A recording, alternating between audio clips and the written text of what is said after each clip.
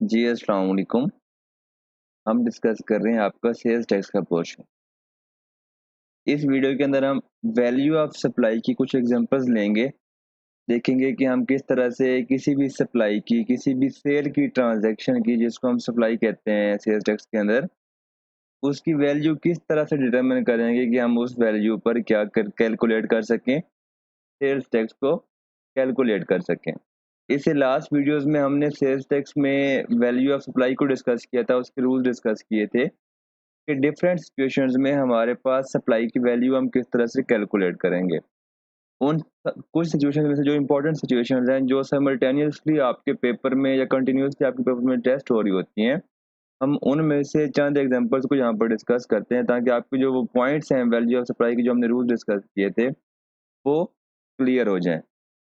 उसके अलावा हमने लास्ट वीडियो में टाइम ऑफ सप्लाई को भी डिस्कस किया था कि हम टाइम किस तरह से डिटरमिन करेंगे एक सप्लाई का, कि जो हमारी सप्लाई है क्या हमारी इस टैक्स पीरियड में फॉल करेगी जिसकी अभी हम टैक्सेशन कर रहे हैं, जिसकी अभी हम सेल्स टैक्स लायबिलिटी कैलकुलेट कर रहे हैं, या वो नेक्स्ट पीरियड में फॉल करेगी। तो उसकी भी एक एग्जांपल मैंने इसमें इंक्लूड की है इस लेक्चर के अंदर, ताकि हमें इजीली अंडरस्टैंड कर सकें क्या हमारी टाइम वो सप्लाई की टाइमिंग कहाँ पर किस टैक्स पीरियड में फॉल कर रही है। ये फर्स्ट एग्जांपल हम यहाँ पर डिस्कस करते हैं। फर्स्ट एग्जांपल में वो कहता है कि वकार लिमिटेड ने 2000 टन ऑफ स्टील सप्लाई किए हैं शुएब लिमिटेड को, और जो मार्केट प्राइस है आपकी उस स्टील की वो है 2.8 मिलियन। जो मार्केट प्राइस है अगर हम यहाँ पर लिखें इस एग्जांपल में, वो आपकी है 2.8 मिलियन। सॉरी, फिर वो कहता है कि फाइनेंशियल डिफिकल्टीज की वजह से शुएब लिमिटेड रिक्वेस्ट करता है वकार लिमिटेड को कि वो कुछ पैसे कैश में ले ले एंड कुछ क्या कर ले, वो अपनी क्या कर दे कि बिल्डिंग का जो पोर्शन है वो बदले में क्या दे देगा, मिस्टर जो है वकार लिमिटेड को पेमेंट कर देगा। अब मार्केट वैल्यू जो स्टील की है वो है 2.8 मिलियन, लेकिन जो वो ऑफर कर रहा है या वो जो पेमेंट कर रहा है, पेमेंट ऑफर जो कर रहा है शुएब लिमिटेड, वो कहता है कि आपको मैं 2.5 मिलियन की बिल्डिंग देता हूँ प्लस 75,000 रुपीज इन कैश देता हूँ in in final settlement along with the applicable sales tax by way of check drawn in favor of Waqar limited. वो ये कह रहा है कि आपको मैं 25 लाख रुपए की क्या देता हूँ, प्रॉपर्टी देता हूँ, एंड 75,000 की आपको मैं क्या देता हूँ, इन कैश पेमेंट करता हूँ। तो ये फाइनल सेटलमेंट होगी तो जो टोटल ये पेमेंट बनती है ये आपकी बनती है 2575,000। यहाँ पर अगर हम देखें तो लॉ क्या कहता है कि अगर पेमेंट इन काइंड हो रही है या पार्शियल पेमेंट इन काइंड हो रही है तो उस केस में आपकी वैल्यू ऑफ सप्लाई क्या होगी, आपकी वैल्यू ऑफ सप्लाई आपकी क्या होगी, आपकी मार्केट प्राइस होगी। लेकिन हम यहाँ पर देखें तो वो क्या कर रहा है, डिस्काउंट भी क्या कर रहा है, रिक्वायर कर रहा है। तो अगर कंपनी की ये पॉलिसीज पर है, अगर वकार लिमिटेड की पॉलिसीज पर है कि वो जनरल कस्टमर्स को भी क्या देता है, सर डिस्काउंट ऑफर करती है, एंड जो ट्रेड डिस्काउंट है ये आपकी इनवॉइस पर भी मेंशन है, सेल्स टैक्स इनवॉइस पर भी मेंशन है, तभी आपको ये डिस्काउंट अलाउ होगा, अदरवाइज आपको ये डिस्काउंट अलाउ नहीं होगा।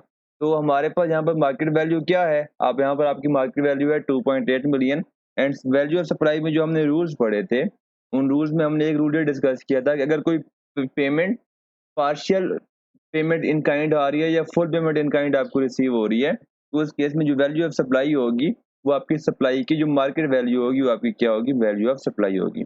इस केस में हमारी वैल्यू ऑफ सप्लाई क्या है, 2.8 मिलियन है। अब हम डिस्कस करते हैं अपनी एग्जांपल 2।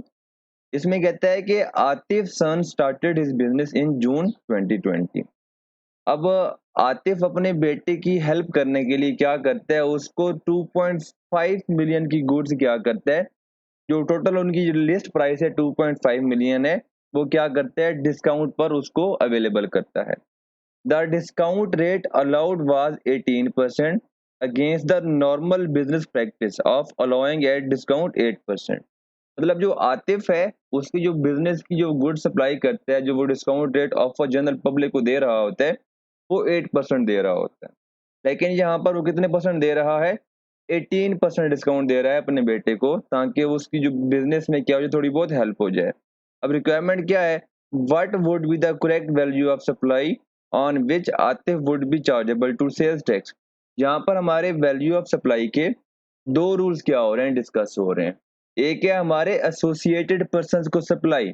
अगर आपने सेल्स टैक्स के अंदर, आपको मैंने कहा था कि आप एसोसिएट्स की क्या देख लें, वैल्यू देख लें। एसोसिएट्स क्या होते हैं, वो आप वैल्यू उससे डेफिनेशन में डिस्कस करते हैं। यहाँ पर आतिफ एंड उसके जो सन आपस में क्या है, एसोसिएट्स की डेफिनेशन के अंदर फॉल करते हैं। तो हमने क्या पढ़ा था कि अगर कोई सब कंपनी, अगर एक एसोसिएट दूसरे एसोसिएट को सप्लाई कर रहा है और जो उसकी जो वैल्यू ऑफ सप्लाई उस केस में क्या होगी, मार्केट वैल्यू होगी। तो यहाँ पर एक रूल ये हो गया है।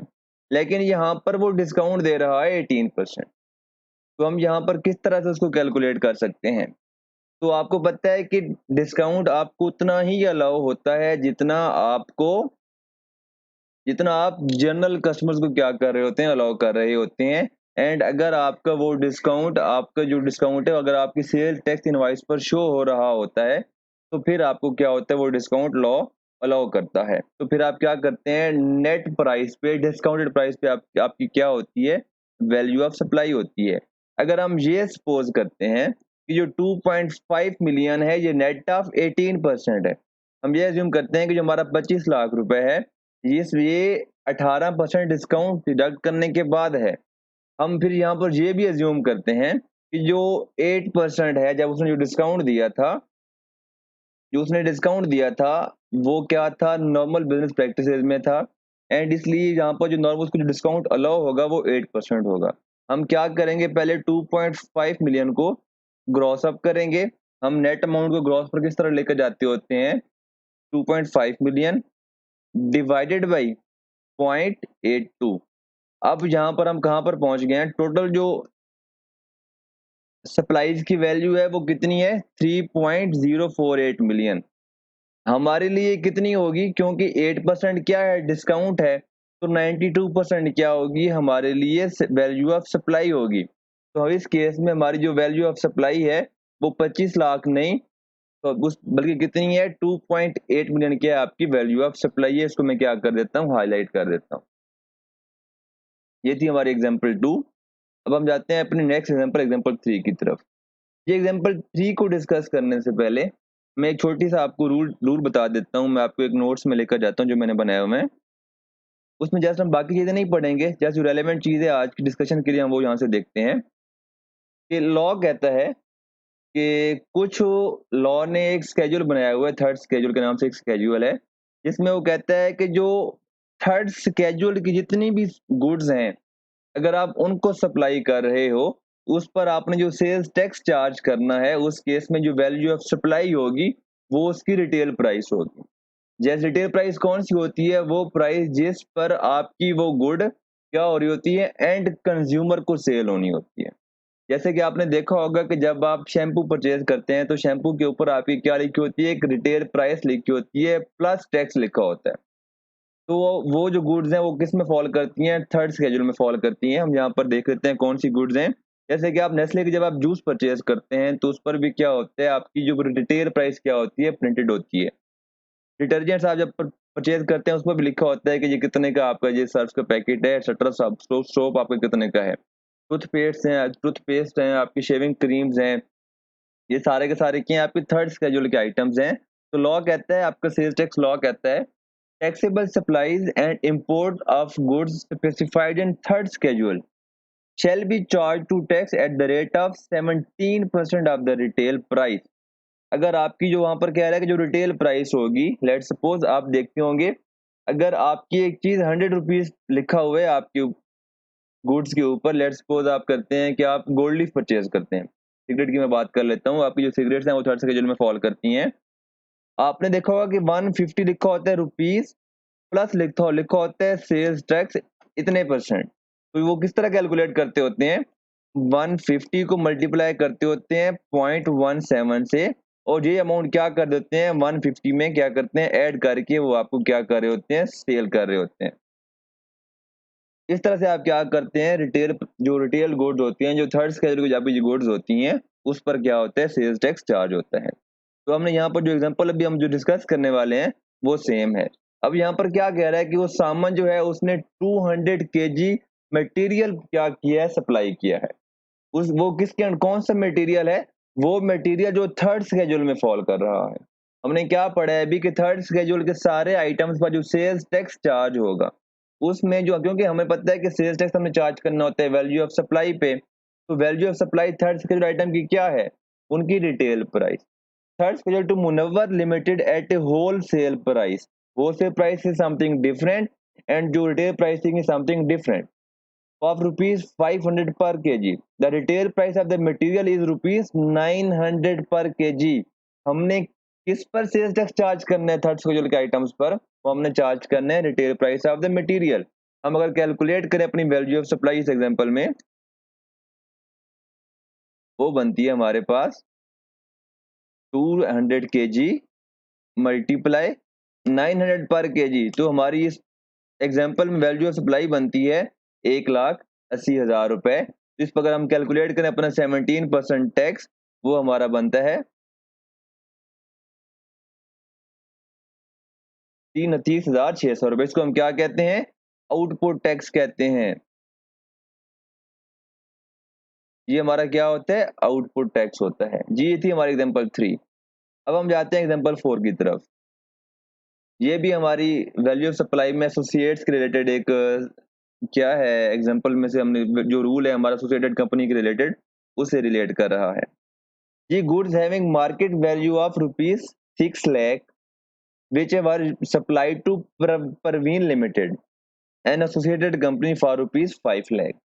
तो लॉ क्या कहता है कि अगर कोई ट्रांजैक्शन एक बिजनेस अपनी एसोसिएटेड कंपनी या एसोसिएट के साथ कर रहा हो, तो उस केस में जो आपकी वैल्यू ऑफ सप्लाई क्या होगी, मार्केट वैल्यू होगी। तो हमारी यहाँ पर वैल्यू ऑफ सप्लाई क्या होगी, shall be equal to market value, और वो क्या है 6 लाख रुपए। क्लियर। अब हम डिस्कस करते हैं अपनी एग्जांपल 5।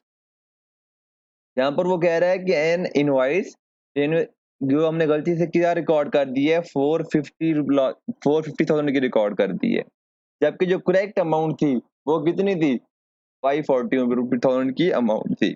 हमने वैल्यू ऑफ सप्लाई में रूल्स पढ़ा था कि अगर कोई अंडर इनवाइस हो गई है, अगर आपने इनवाइस गलत जनरेट कर दिया, तो जो डिफरेंशियल अमाउंट क्या होगी वो भी क्या होगी, आपकी वैल्यू ऑफ सप्लाई बनेगी। यहाँ पर हमारी वैल्यू ऑफ सप्लाई क्या है, 540,000 है। अगर क्वेश्चन में आपको कहता है कि आपकी जो सप्लाईज मैंने आपको क्वेश्चन में बताई हैं, उसमें जो एक इनवाइस ऐसी है जो आपने 450,000 रिकॉर्ड की हुई है, लेकिन एक्चुअल में उसकी जो वैल्यू है वो कितनी है, 540,000 है। तो आप जो क्वेश्चन में गिवन सप्लाईज हैं उनमें जो 90,000 है, जो एडिशनल आपने ऐड करना है, वो आप क्या कर देंगे, ऐड कर देंगे इन गिवन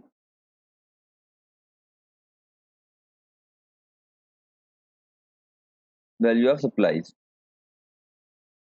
तो आप यहाँ पर क्या कर देंगे, 90,000 क्या कर देंगे, ऐड कर देंगे गिवन वैल्यू ऑफ सप्लाईज, जो कि आपने क्या की हुई है, कम रिकॉर्ड की हुई है। तो ये हमारी इस क्वेश्चन की, इस वीडियो की लास्ट एग्जांपल जो हम डिस्कस करने जा रहे हैं, वो कहता है कि एक बिजनेस है, उसने गालिब कॉर्पोरेशन को क्या किए हैं, गुड सेल किए हैं 2,25,000 रुपए की। ये आपकी टाइम ऑफ सप्लाई की एग्जांपल है। The contract for sale has been signed but neither invoice was issued nor any delivery and payment was made.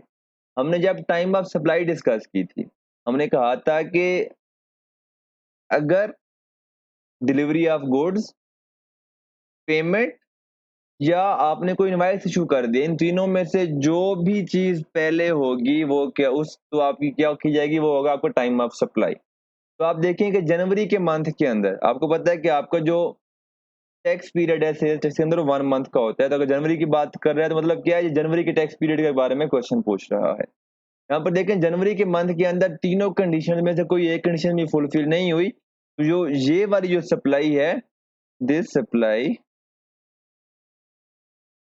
does not fall in this tax period। ये क्या कर रही है, नेक्स्ट टैक्स पीरियड में हम क्या करेंगे, इसको इसके ऊपर सेल टैक्स कैलकुलेट करके गवर्नमेंट को पे करेंगे। इस टैक्स पीरियड के अंदर ये सप्लाई हम क्या करेंगे, अपने वर्किंग में, अपने सेल टैक्स की कैलकुलेशन में इंक्लूड नहीं करेंगे। तो ये थी आपकी वैल्यू ऑफ सप्लाई की कुछ एग्जांपल्स। आई होप ये आपको क्लियर हो गई होंगी।